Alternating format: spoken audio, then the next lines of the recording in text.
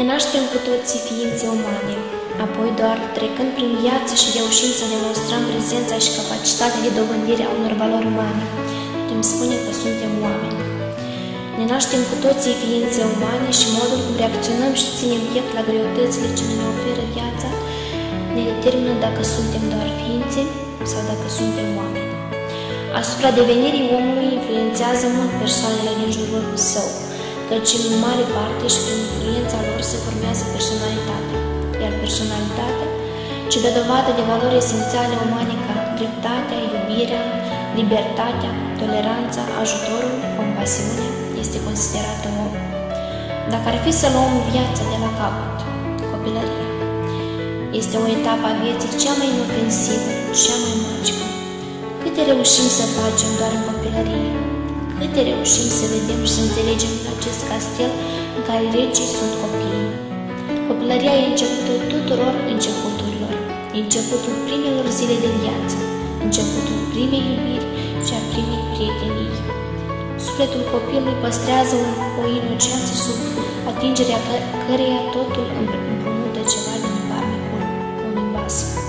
De aici începe rostul fiecăruia dintre noi. De aici începem să fim educați și să ne autoeducăm. Din copilărie conștientizăm că familia este cel mai sănătos mediu, rădăcina educației, părinții având solemna responsabilitate de a insufla în noi respect și iubirea de Dumnezeu. Dar oamenii se plictisesc să fie copii. De aceea se grăbesc să crească cât mai repede, ca devenind adulți să vrea din nou să fie copii. Urmează altă etapă a vieții, adolescența. Perioada adolescenței, cea mai încălcită, enigmatică, ciudată și frumoasă din viața unei persoane. O perioadă zbuciumată, o perioadă în care facem greșeli, în care învățăm ceva. Fără greșeli nu putem câștiga experiență.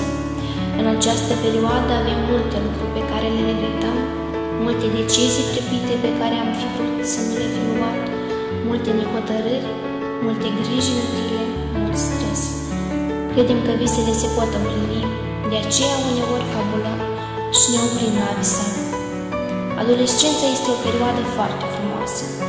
Atunci când ai acei făturași în stomac hrăniți din iubirea ta pentru el, ea, acele sentimente atât de puternice, atât de speciale, atât de nemai întâlnite. Adolescența e complicată, dar trebuie să vedeți frumusețea dinăuntrul vostru, bogăția sufletului, frumusețea și armonia lumii, să priviți viața cu interes și speranță. Abia la maturitate conștientizăm măsura în care anumite întâmplări de școală ne-au influențat viața. Școala este a doua casă a oricărui tânăr în formare și el trebuie să pășească în această casă cu încredere. Cărțile și prieteniile se favorizează reciproc și ne armonizează cursul vieții de adolescent.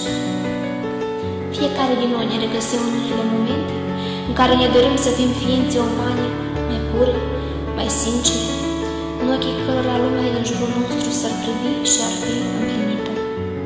Ne naștem pentru a ajunge în brațele potrivite și pentru a rămâne acolo. Ne naștem pentru a prinde mâinile potrivite și a le strânge cu drag și dor toată viața. Ne naștem pentru a câștiga luptele meritate și pentru a le pierde pe cele nepotrivite.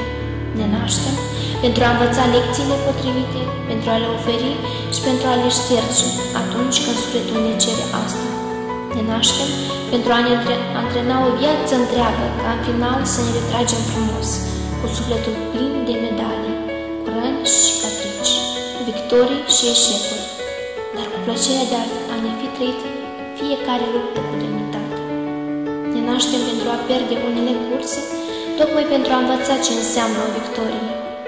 Trăim pentru a iubi, trăim pentru a visa, trăim cu speranța realizării dorințelor, trăim pentru că ni s-a dat viață și trăim pentru a da viață.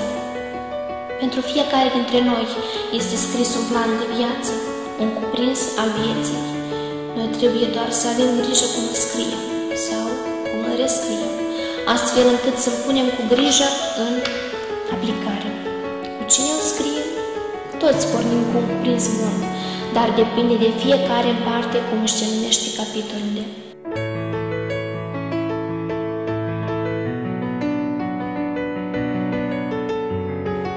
Și să nu uităm, om nu te poți naște, om trebuie să devii.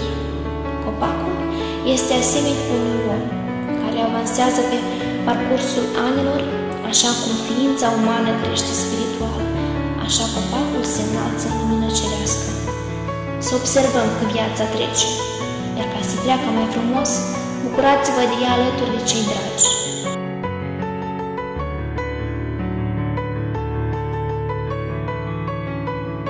Noi suntem o familie și pentru noi prietenia înseamnă solidaritate. Solidaritate, dragoste și respect, mereu întărite cu principii și valori. Prețuiți orice clipă, prețuiți viața.